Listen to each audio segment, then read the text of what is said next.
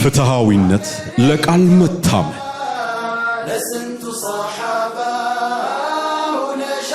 ርህራሄ ትህትና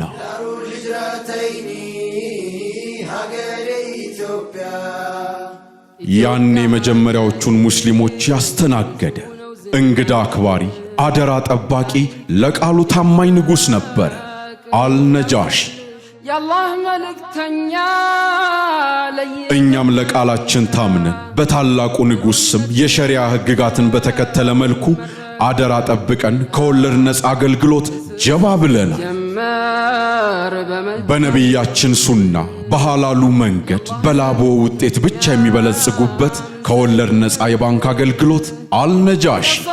የአንበሳ ኢንተርናሽናል ባንክ ከወለድ ነፃ አገልግሎት አልነጃሺ።